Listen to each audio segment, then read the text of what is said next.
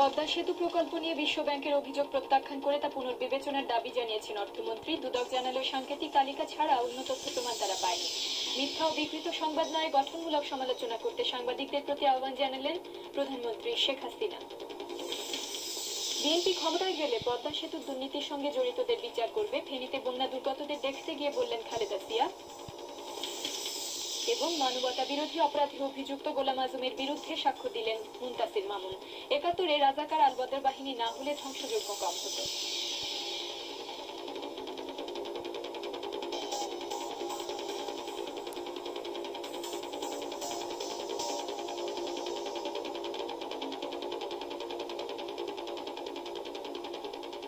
শুভেচ্ছা, আমন্ত্রণ ৯টার সংবাদে। আমি তানজিনা নুরি সিদ্দিকী।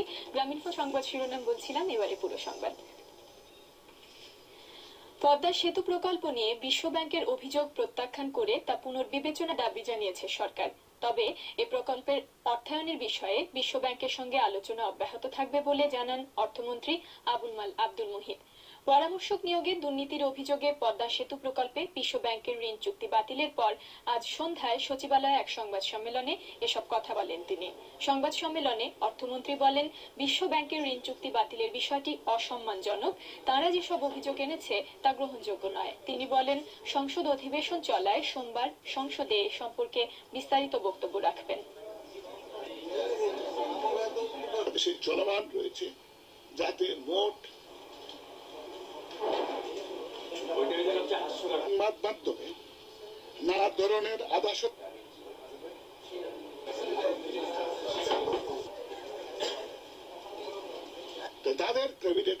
তাদের এভিডেন্স আমাদের কাছে গ্রহণযোগ্য নয়, কারণ তাদের credible evidence is from statements of individuals যাদের নাম আমরা জানি না, যাদের নাম তারা আমাদের সরবরাহ করবেন না, সেটা তাদের কায়দা। সুতরাং এই ক্রেডিবল এভিডেন্স আমাদের আইনে ক্রেডিবল হবে যখন এটি সম্বন্ধে কোনো সাক্ষী পাওয়া যাবে। এদিকে বিশ্ব ব্যাংক পদ্মা সেতু প্রকল্পের ঋণ চুক্তি বাতিল করলেও নির্ধারিত সময়ে সেতুর নির্মাণ কাজ শুরু হবে বলে দৃঢ় অঙ্গীকার করেছেন যোগাযোগ ও রেলপথ মন্ত্রী ওবায়দুল কাদের।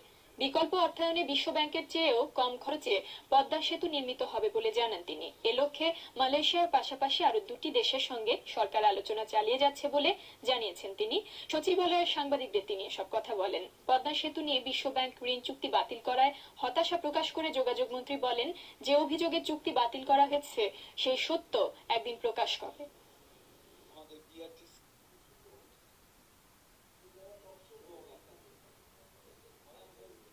এটা আকস্মিক হলো, অপ্রত্যাশিত ছিল। তারা যে এ ধরনের একটা সিদ্ধান্ত নেবে এটা পূর্বাহ্নে আজ করেই আমরা বিকল্প অর্থায়নের প্রস্তুতি নিচ্ছিলাম এবং সে ব্যাপারে আমরা মালয়েশিয়ার সাথে অনেক দূর এগিয়ে গেছি। আরো দুটি দেশও আছে, আমরা নির্মাণ কাজ শুরু করব যে সময় সীমার মধ্যে। আমরা ওখান থেকে কিন্তু পিছিয়ে নেই। পরামর্শক নিয়োগে দুর্নীতির অভিযোগ তুলে পদ্মা সেতুর ঋণ চুক্তি বাতিলের বিশ্ব ব্যাংকের সিদ্ধান্তকে সঠিক বলে মনে করে না দুর্নীতি দমন কমিশন দুদক। এক প্রেস ব্রিফিং এ কমিশন চেয়ারম্যান গোলাম রহমান বিশ্ব ব্যাংকের এই সিদ্ধান্তকে অযৌক্তিক, অবিবেচনাপ্রসূত ও অন্যায্য বলেও মন্তব্য করেন। একটি স্বাধীন দেশের স্বাধীন কমিশন বিশ্ব ব্যাংকের এই অবাস্তব প্রস্তাব মানতে পারে না জানিয়ে তিনি দুর্নীতির অভিযোগে চুক্তি বাতিলের এই সিদ্ধান্তের দ্রুত প্রতিবাদ জানানোর কথা বলেন। এ বিষয়ে দুদক তদন্ত কার্যক্রম অব্যাহত রাখবে বলেও তিনি জানান। পরামর্শক নিয়োগে দুর্নীতির অভিযোগে পদ্মা সেতু নির্মাণ প্রকল্পে ঋণ চুক্তিটি শেষ পর্যন্ত বাতিল করে দেয় বিশ্ব ব্যাংক। দুর্নীতির বিশ্বাসযোগ্য তথ্য প্রমাণ সম্পর্কে বাংলাদেশ সরকারকে জানানোর পরও জড়িতদের বিরুদ্ধে কোনো ব্যবস্থা না নেয় বিশ্ব ব্যাংক এই সিদ্ধান্তের কথা জানায়। বিশ্ব ব্যাংকের এই সিদ্ধান্তের আনুষ্ঠানিক প্রতিক্রিয়া জানিয়েছে দুর্নীতি দমন কমিশন দুদক। রোববার বিকেলে প্রেস ব্রিফিং এ দুদক চেয়ারম্যান গোলাম রহমান বলেন, কমিশন শুরু থেকেই দুর্নীতির অভিযোগ অনুসন্ধান করতে বিশ্ব ব্যাংককে সর্বাত্মক সহযোগিতা দিয়েছে এবং প্রতিটি অভিযোগ গুরুত্বের সঙ্গে অনুসন্ধান করার পরও যে অভিযোগে পদ্মা সেতু ঋণ চুক্তি বাতিল করেছে তা অবিবেচনাপ্রসূত। আনস্যাটিসফ্যাক্টরি রেসপন্স এর যে অভিযোগে পদ্মা সেতু ঋণ চুক্তি বাতিল করেছে তা সঠিক বলে মনে করি না। তাদের গৃহীত সিদ্ধান্ত অযৌক্তিক, অনভিপ্রেত ও অন্যায্য। বিশ্বব্যাংক পরামর্শক নিয়োগ সংক্রান্ত কিছু তথ্য কমিশনকে হস্তান্তর করেছে, যাতে সম্ভাব্য কয়েকজন ব্যক্তির নাম উল্লেখ করা আছে। শুধু এই তথ্যের উপর ভিত্তি করে অন্য কোনো প্রমাণাদি ছাড়া বিশ্বব্যাংক থেকে পাওয়া তালিকাভুক্ত ব্যক্তিরা ঘুষ দাবি করেছেন, এমন কথা বলা আইন ও বিধিসম্মত হবে না বলে মনে করেন তিনি। এই পর্যায়ে এইসব নাম বলা মানে কারো চরিত্র হনন ছাড়া আর কিছুই নয়। শুধুমাত্র নামের সাংকেতিক তালিকা ছাড়া দুদককে বিশ্বব্যাংক অন্য কোনো তথ্য প্রমাণ দেয়নি। বিস্তারিত তথ্য চাওয়া হলে বিশ্বব্যাংক তা দিতেও অপারগতা জানায়। আর কানাডীয় তদন্ত সংস্থার কাছ থেকে কোনো তথ্য দুদককে দেওয়া হয়নি বলে জানান গোলাম রহমান। কানাডীয় তদন্ত সংস্থার নিকট থেকে এখন পর্যন্ত বাংলাদেশের কোনো ব্যক্তি কথিত দুর্নীতির সাথে জড়িত এমন তথ্য অথবা এই দুর্নীতির অভিযোগ সংক্রান্ত অন্য কোনো তথ্য উপাত্ত পাওয়া যায়নি। বিশ্বব্যাংক যা কিছু দিয়েছে আমাদেরকে তা সম্পূর্ণ প্রকাশ করা হয়েছে। একটি ফুটাও একটি অক্ষরও গোপন রাখা হয়নি। স্বাধীন দেশের স্বাধীন কমিশন বিশ্বব্যাংকের এই অবাস্তব প্রস্তাব মানতে পারে না, আর স্বাধীনভাবেই তদন্ত কাজ করছে দুদক। তাবির সিদ্দিকী, দেশ টিভি, ঢাকা।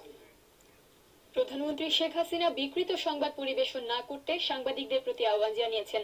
তিনি সংবাদ প্রকাশে আরো বস্তুনিষ্ঠ হতে আহ্বান জানিয়ে বলেন, সাংবাদিকদের স্বাধীনতার সঙ্গে গণমাধ্যমেরও কিছু দায়িত্ব রয়েছে। গণতান্ত্রিক প্রক্রিয়া অব্যাহত রাখতেও সাংবাদিকদের সহযোগিতা চেয়েছেন প্রধানমন্ত্রী। অসুস্থ, অসহায় ও দুর্ঘটনায় আহত সাংবাদিকদের আর্থিক সহায়তা প্রদান অনুষ্ঠানে প্রধানমন্ত্রী এসব কথা বলেন। অসুস্থ, অসহায় ও দুর্ঘটনায় আহত সাংবাদিকদের আর্থিক সহায়তা প্রদান উপলক্ষে প্রধানমন্ত্রীর কার্যালয়ে অনুষ্ঠানের আয়োজন করা হয়। সেখানে প্রধানমন্ত্রী শেখ হাসিনা বলেন, ন্যায় বিচার নিশ্চিত করার স্বার্থে সাংবাদিক হত্যাকারীদের বিরুদ্ধে ব্যবস্থা নিতে তিনি স্বরাষ্ট্র মন্ত্রণালয়কে নির্দেশ দিয়েছেন। সাংবাদিক হত্যাকারীদের আইনের আওতায় আনতে ও তদন্ত কাজ আরো ত্বরান্বিত করতে সাংবাদিকদের সঠিক তথ্য সরবরাহ করার অনুরোধ করেন প্রধানমন্ত্রী। এই তদন্তগুলি দ্রুত করা দরকার এবং সেই সাথে সাথে যে মামলাগুলি এখনো বিচার পেন্ডিং রয়েছে সেগুলি মামলাগুলি শুরু করা এবং তার একটা সুষ্ঠু বিচার হোক, সেটাই আমরা চাই। আর এ ব্যাপারে তথ্য সরবরাহের ক্ষেত্রে আমি একটু আপনাদের সহযোগিতা চাই, তাহলে আমার মনে হয় তদন্ত কাজটা সুষ্ঠুভাবে হতে পারবে। প্রধানমন্ত্রী বলেন, গণমাধ্যম সর্বোচ্চ স্বাধীনতা ভোগ করছে। তার সরকার আরো শক্তিশালী গণমাধ্যম দেখতে চাই উল্লেখ করে তিনি সংবাদ প্রকাশে আরো বস্তুনিষ্ঠ হতে সাংবাদিকদের প্রতি আহ্বান জানান। যাতে আমাদের গণতান্ত্রিক বিধি ব্যবস্থাটা অব্যাহত থাকে সেদিকে বিশেষভাবে নজর দিয়ে লেখার জন্য এবং সমালোচনা যেন গঠনমূলক হয়, তথ্য মানে সত্য নির্ভর হয়, তথ্যটা যেন সঠিকভাবে আসে, সঠিকভাবে পরিবেশিত হয়। ভুল তথ্য দিয়ে বা বিকৃত তথ্য দিয়ে একটা সংবাদ পরিবেশন করে যে ক্ষতিটা করা হয়, আমরা যখন ক্ষতিগ্রস্ত হই বা আমরা যখন এই ধরনের ভুল তথ্য দেখি, এর প্রতিকারের কোনো উপায় নাই। এই অনুষ্ঠানে প্রধানমন্ত্রী নিহত 13 সাংবাদিক পরিবারকে 2 লাখ করে টাকা এবং অসুস্থ ও দুস্থ 48 সাংবাদিকদের প্রত্যেককে 50,000 টাকার চেক তুলে দেন। তিনি ঢাকার বাইরে দুস্থ সাংবাদিকদের খোঁজ খবর নেওয়ার জন্য সাংবাদিক নেতাদের অনুরোধ করেন। নাজিবিক, দেশ টিভি, ঢাকা। ক্ষমতায় গেলে পদ্মা সেতু দুর্নীতির সঙ্গে যারা জড়িত তাদের বিচারের কাঠগড়ায় দাঁড় করানো হবে বলে ঘোষণা দিয়েছেন বিএনপি চেয়ারপারসন খালেদা জিয়া। তিনি বলেছেন, বিএনপি ক্ষমতায় গেলে একটি নয় 2টি পদ্মা সেতু করা হবে। ফেনীর ফুলগাজীতে ত্রাণ বিতরণের আগে এক পথসভায় তিনি বলেন, আন্তর্জাতিক অঙ্গনে সরকারের দুর্নীতি প্রমাণিত হয়েছে, এজন্য সরকারের পদত্যাগ করা উচিত। বন্যায় ক্ষতিগ্রস্তদের সমবেদনা জানাতে তারা আড়াইটায় ফেনীর ফুলগাজী আসেন বিএনপি চেয়ারপারসন খালেদা জিয়া। এখানে এক পথসভা উপলক্ষে ক্ষতিগ্রস্তদের পাশাপাশি দলীয় নেতাকর্মীদের উপস্থিতি ছিল চোখে পড়ার মতো। ত্রাণ বিতরণের আগে সংক্ষিপ্ত বক্তব্যে খালেদা জিয়া অভিযোগ করেন, সরকার জনগণের পাশে না দাঁড়িয়ে লুটপাটে ব্যস্ত। যমুনা সেতু সহ দেশের অধিকাংশ সেতু নির্মাণে বিএনপির অবদান রয়েছে দাবি করে তিনি বলেন, সরকারের দুর্নীতির জন্য পদ্মা সেতুর অর্থায়ন বন্ধ করে দিয়েছে বিশ্বব্যাংক। দাবি করেন, শুধু দেশেই নয় আন্তর্জাতিকভাবে প্রমাণিত হয়েছে সরকার দুর্নীতি করে। এই সরকার হলো মহাদুর্নীতিবাজ সরকার। আজকে দেশকে তারা শেষ করে দিয়েছে। শুধু দেশের মানুষ দুর্নীতিবাজ বলতে পারে নয়, এখন আন্তর্জাতিকভাবে এই সরকার দুর্নীতিবাজ প্রমাণিত হয়েছে। খালেদা জিয়া বলেন, দেশে এখন কোনো উন্নয়ন হচ্ছে না, আইন শৃঙ্খলা পরিস্থিতির অবনতি হয়েছে। সরকার নির্বাচন আগে যে প্রতিশ্রুতি দিয়েছিল তা পূরণে ব্যর্থ হয়েছে। সরকারের নজর থাকলে এখনই পদত্যাগ করা উচিত। ক্ষমতায় থাকা উচিত, অবিলম্বে তাদের পদত্যাগ করা উচিত। তাদের লজ্জা থাকলে তারা পদত্যাগ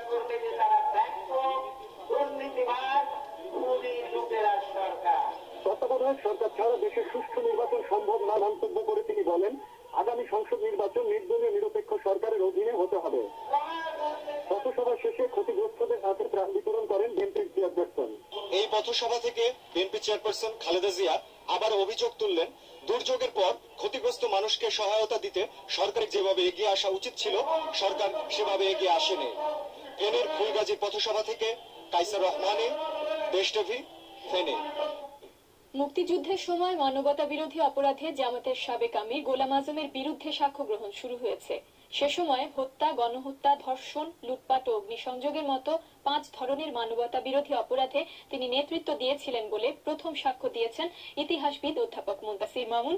তিনি আন্তর্জাতিক অপরাধ ট্রাইব্যুনালে বলেছেন, গোলাম আজমের পরামর্শে রাজাকার আল-বদর বাহিনীর মতো নানান বাহিনী গঠিত না হলে 71-এ ধ্বংসযজ্ঞের মাত্রা আরো কম হতো। মুক্তিযুদ্ধের সময় অধ্যাপক মুনতাসির মামুন ঢাকা বিশ্ববিদ্যালয়ের ইতিহাস বিভাগের 3য় বর্ষের ছাত্র। থাকতেন মিরপুরের পল্লবীতে। 71-এর 25 থেকে 29 মার্চ পর্যন্ত সে এলাকায়, পরে ঢাকা বিশ্ববিদ্যালয় ক্যাম্পাসে প্রত্যক্ষ করেছেন নিরীহ নিরস্ত্র বাঙালির উপর পাকিস্তানি আর বিহারীদের অতর্কিত হামলার দৃশ্য। তাদের বর্বর নির্যাতনে সহযোগী শক্তি হিসেবে যেসব রাজনৈতিক দল কাজ করেছে তার নেতৃত্বে ছিলেন গোলাম আজম। ইতিহাসবিদ মুনতাসির মামুন আন্তর্জাতিক অপরাধ ট্রাইব্যুনালকে এই তথ্য দিয়ে জানান, টিক্কা খানের সঙ্গে এপ্রিলের দিকে 2 বার দেখা করার পর সারা দেশে শান্তি কমিটি, রাজাকার, আল-বদর, আল-শামসের মতো বাহিনীগুলো গোলাম আজমের পরামর্শেই গঠিত হয়েছে। এছাড়াও বুদ্ধিজীবী হত্যাকাণ্ডের নির্দেশ, যুদ্ধে নারী ধর্ষণের বৈধতার ফতোয়া দেওয়ার সবকিছুতেই তার সম্পৃক্ততা ছিল বলে ট্রাইব্যুনালকে জানান ইতিহাসের এই অধ্যাপক। মুক্তিযুদ্ধের সময় বিভিন্ন পত্রপত্রিকায় গোলাম আজমের যেসব বক্তব্য ছাপা হয়েছিল তার সুনির্দিষ্ট 3টি ধরন উল্লেখ করে আন্তর্জাতিক অপরাধ ট্রাইব্যুনালে সাক্ষ্য দিলেন ইতিহাসবিদ ডক্টর মুনতাসির মামুন। তিনি বলেন, মুক্তিযুদ্ধের সময় গোলাম আজম মুক্তিযোদ্ধাদের দুষ্কৃতিকারী আর স্বাধীনতা বিরোধীদের দেশপ্রেমিক আখ্যা দিয়ে প্রয়োজন হলে তাদের অস্ত্র সরবরাহের বিষয়টিও নিশ্চিত করেছিলেন। গোলাম আজমের এসব কর্মকাণ্ড সারা দেশে হত্যা, গণহত্যা, ধর্ষণ, লুটপাট আর অগ্নিসংযোগে সহযোগী বাহিনীগুলোকে উদ্বুদ্ধ করেছে বলে তিনি এর দায় এড়াতে পারেন না বলে মনে করেন অধ্যাপক মামুন। শান্তি কমিটি, আল-বদর এবং রাজাকার তাদেরকে মনে হয় এমনই লাইসেন্স দিয়েছিল যেটা হত্যার লাইসেন্স, যে হত্যা করলে সেই হত্যার কোনো বিচার হবে না, সেই হত্যার কোনো দায়বদ্ধতা থাকবে না। এদিকে গোলাম আজমের পক্ষে সাফাই সাক্ষীর তালিকা ট্রাইব্যুনালে জমা দেওয়ার কথা জানান তার আইনজীবী। আন্তর্জাতিক খ্যাতিসম্পন্ন সামরিক এক্সপার্টস আছেন, আন্তর্জাতিক খ্যাতিসম্পন্ন যুদ্ধ অপরাধ বিষয়ক বিশেষজ্ঞরা আছেন, বুদ্ধিজীবী আছেন, সাংবাদিক আছেন, যুদ্ধ অপরাধ আইন সংক্রান্ত বিশেষজ্ঞ আছেন, বিশ্ববিদ্যালয়ের শিক্ষক আছেন এবং বিভিন্ন পেশাজীবী মানুষ রয়েছেন। গোলাম আজমের আইনজীবী মুনতাসির মামুনকে জেরা শুরু করেছেন।